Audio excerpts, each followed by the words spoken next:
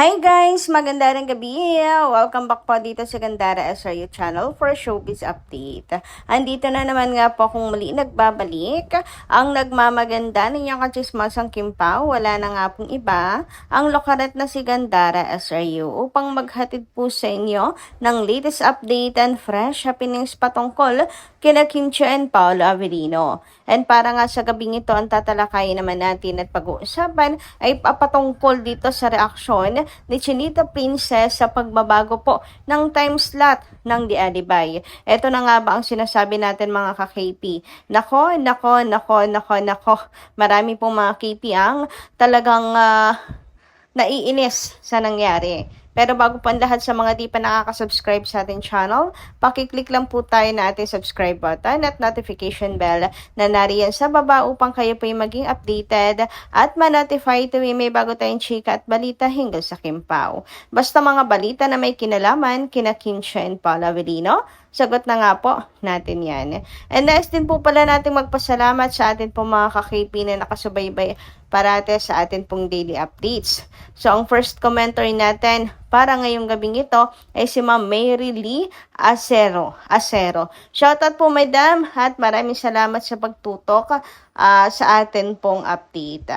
So, pag-usapan nga natin ang comment ni Ma'am Mary Lee. Sabi niya, hello ma'am, 1 week pa naman si Kim nag-training at may bakasyon pa at malapit na ang Kim Pao World Tour. Siguro after Hollow Week nasa Pinas na silang dalawa. Honestly, for me, The Alibay na panood ko sa Prime Video, I want. Nag-subscribe din ako and may bayad at nanood din ako sa Kapamilya Online Live at Alibay has a good storyline and we can get moral lessons. So tara na, mag-Alibay na. Ang kaso nga lang Mary Lee ay malungkot ang mga KP natin ngayon at naiinis. At the same time, yung tungkol sa pag-uwi ng Kim Pao after Halloween, hindi pa natin sure kasi si Paolo mukhang matagal-tagal po talaga doon sa France. Siguro, na lang, kumbaga tatapusin lahat-lahat ng eksena doon sa France para wala nang balikan. Tapos na talaga. Okay na rin po sa akin yung isang bagsakan siya doon kahit paabutin siya ng 2 months. Okay lang. Basta after po ng buong buo si Paolo Avellino sa Kim Pao's World Tour. After po, kumbaga pag nasimula na ang Kim Pao's World Tour, tuloy-tuloy na at wala na pong sisingit pang iba. Kim Pao na lang, 'di ba? Pero yes, sana tama, ganun po ang mangyari mga ka-KP na sabay po silang umuwi, edi masaya 'yon.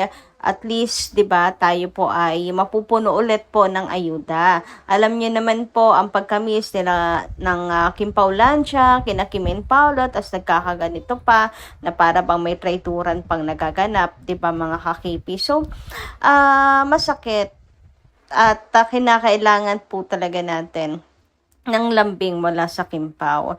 Anyway, dumako naman tayo dito sa comment ni Lot Garda Reyes. Shoutout po sa inyo at magandang gabi. Hindi nang daya ang Kim Pao. The Alibay. Sadya lang malakas at maraming fans ang Kim Pao. Hashtag Kim Pao forever. Yun nga lang po nakakalungkot, Ma'am Lot.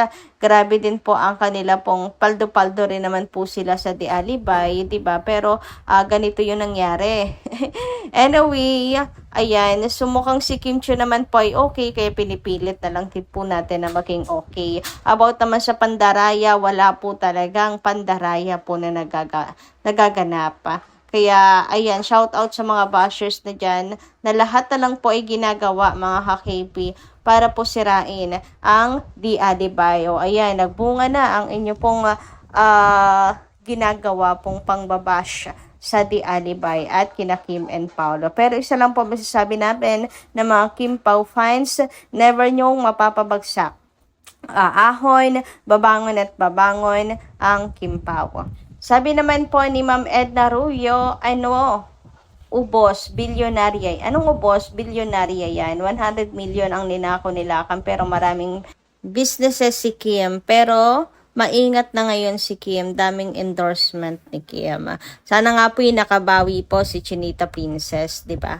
So, madali lang din naman po yung bawiin ni Kim kasi tuloy-tuloy pa din naman po ang mga endorsement ni Kimi. Panay pa din po ang pasok ng bagong endorsement at saka mga project kay Kim kasi 'di ba may next project po ulit na gagawin ang Kim Pao. So sana pagbutihin na lang po natin ulit mga kakipi para tuloy-tuloy lang ang Kim Pao. Nangangamba rin kasi ako na baka biglang maisipang hindi maganda ang management mga kakipi. Kaya dapat mas pagbutihin po natin ang pagsuporta sa Kim Pao. Samantala, sabi naman ni Azucena Segador, shout out po sa'yo. Gandara, si Kim Chiu and Paolo Avellino, sikat yan. Nadine and Paolo dati magkasama sila. Hindi sikat. So, kung iwan ni Pao si Kim, hindi namin alam. Hindi natin alam. Ako'y nabablanko na mga kakipi. Iba pala talaga kapag bad vibes, sisirain ang araw mo, hindi pagaganahin ang utak mo, nabablanko na ako. Ay naku, hindi ko na rin alam kapag iwan pa ni Pao si Kim. Pero imposible naman yun. Panatag naman ako. Pero kung nabablanko po talaga ako ngayon mga kakipi. Hindi kasi ako natutuwa. Hindi ako natutuwa sa nangyayari ngayon mga kakimpaw. Anyway, support pa din po ako sa project ni Paolo at Nadine. Wala naman pong bago doon. Pero syempre, ang atin pong focus muna ay The Alibay. Bago po yung napakalayo pa at wala pa pong announcement, diba? So, The Alibay po muna tayo.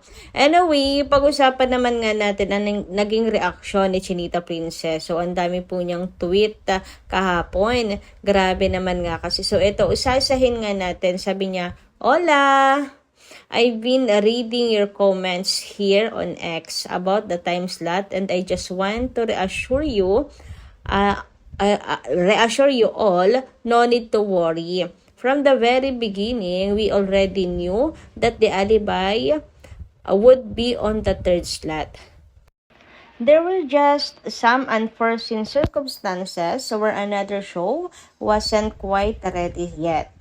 Since The Alibay has already been completed and has been streaming on Prime since last year, we're simply filling in the slot for a little while. So, here we are. Everything is going according to plan and everything is under control. Thank you for your love, patience, and non-stop support.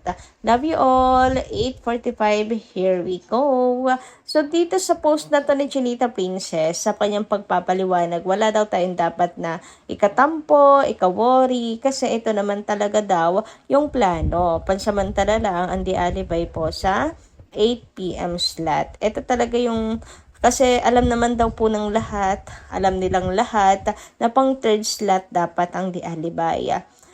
Pero nalulungkot lang na sana hindi na lang The Alibay yung kanilang inilagay doon. Kung aalisin din naman, napakaikli lang naman ng The Alibay hindi pa nila tinapos.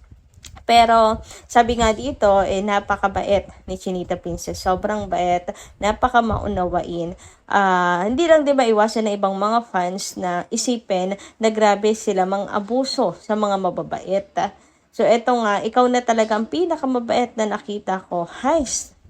Basta palagi lang ako nakasupport sa iyo at handang ipagtanggol ka sa lahat ng bashers at mga mapagpanggap na mga fans.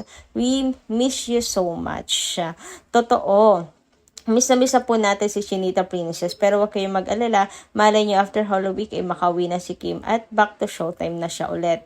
Pero tungkol po dito sa pagiging mabait ni Kim, yes, true. Talagang napaka mapangunawa ni Chinita Princess at pinapakalma rin po tayo, no? Kalma lang po. Kumbaga siguro, yung mga nababasa niyang mga tweets, post sa X, yung mga reklamo, pagmamaktol, pagdadabog ng mga Kim Pao fans sa ginawa pong ito sa The Alibay na basta-basta na lang nilang sisipain. Ito yung kinakatakot natin, sabi ko pa nga siguro naman di nila gagawin yan kay Chinita Princess. Pero wala Hay, kasalanan din to ng mga alt-alt na yan sa X kung hilahin pababa ang Kim Pao at kung silipin po ang ratings ng The Alibay ay wagas. Bantay na bantay po sila. Wagas po kung tawanan at laitin po ang ratings. Hay, nakakaloka, sarap, 'di ba? Pagsasabunutan ng mga to. Anyway, hanggang dito lang po muna ang ating update. Thank you so much po sa inyong pakikinigan. Kita-kits po tayo muli sa mga susunod pa natin, chika. Maraming salamat at ingat po kayo palagi.